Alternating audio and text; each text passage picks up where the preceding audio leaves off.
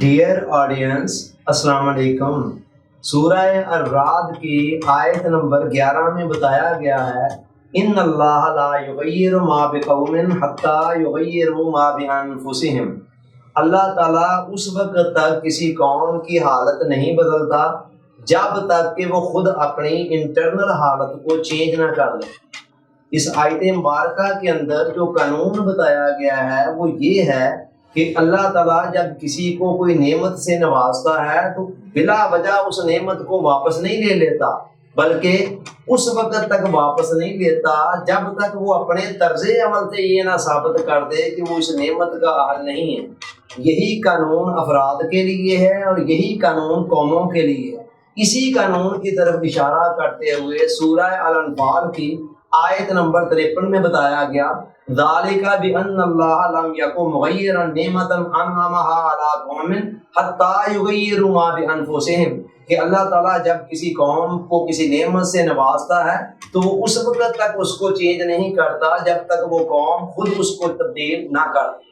اللہ تعالیٰ ابتداً اپنے بندوں کو جو نعمتیں دیتا ہے وہ بغیر کسی استحقاق کے دیتا ہے۔ ہمیں جتنی بھی نعمتیں ملی ہوئی ہیں ان پر ہمارا کوئی حق نہیں ہے، اللہ تعالیٰ نے بغیر کسی حق کے ہمیں دی، مگر ان نعمتوں کا اہل ثابت کرنے کے لیے ہمیں اپنے طرز عمل سے یہ ثابت کرنا ہوگا کہ ہم واقعی ان نعمتوں کے مستحق ہیں۔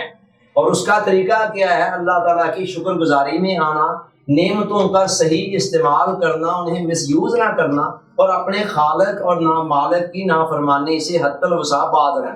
جب کوئی قوم مسلسل نافرمانیوں کا ارتکاب کرتی ہے تو اس کا مطلب یہ ہے کہ وہ یہ ثابت کرتی ہے کہ وہ ان نعمتوں کی مستحق نہیں ہے، چنانچہ اللہ تعالیٰ ان نعمتوں کو چھین لیتا ہے۔ قرآن نے کہا ان اللہ لا یظلم الناس شیئا ولکن الناس انفسهم یظلمون۔ اللہ تعالیٰ کسی بھی بندے پر کوئی ظلم نہیں کرتا ہے، لوگ خود ہی اپنی جانوں پر ظلم کرنے والے ہیں۔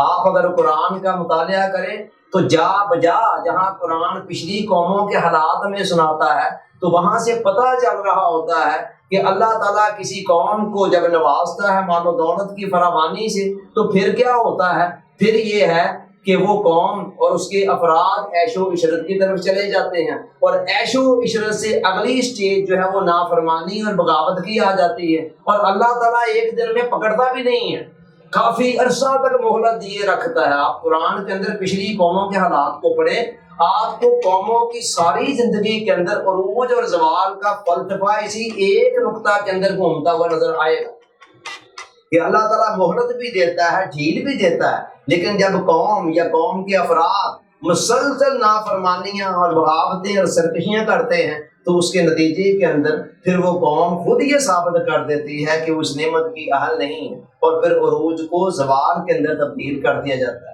یہاں ایک اور بات سمجھنے والی ہے کہ یہ دنیا دارالاسباب ہے، اللہ تعالیٰ کی طرف سے جس کو کچھ ملنا ہے وہ بھی اسباب کے پردے میں، اور جس سے چھننا ہے وہ بھی اسباب کے پردے میں۔ اب ہوتا کیا ہے کہ جب کسی قوم کے عروج کو زوال کی طرف بدلا جاتا ہے تو اس کے کچھ ظاہری اسباب ہوتے ہیں، تو لوگ کیا کرتے ہیں؟ عام طور پر ان اسباب کے اندر کھو جاتے ہیں اور پیچھے جو خالق اسباب ہیں ان کی طرف دھیان نہیں جاتا۔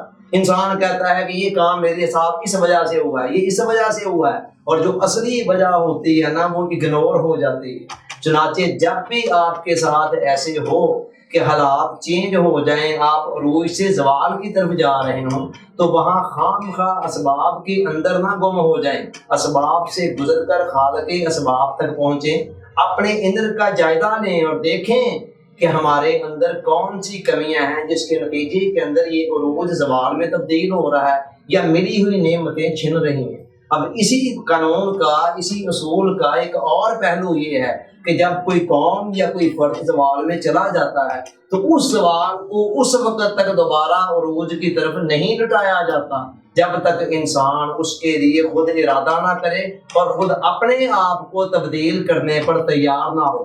اسی بات کو ہمارے شاعر حالی نے یوں کہا تھا، خدا نے آج تک اس قوم کی حالت نہیں بدلی کہ نہ ہو جس کو خود خیال اپنی حالت کے بدلنے کا۔ لہذا اگر آپ اپنی حالات کو تبدیل کرنا چاہتے ہیں تو اس کے لیے آپ کو اپنے اعمال کو، اپنے افکار کو اور اپنے اندر کی دنیا کو تبدیل کرنا ہوگا۔ اللہ تعالیٰ یاد رکھنے عمل کی توفیق عطا فرمائے، آمین۔ آپ کا بہت شکریہ۔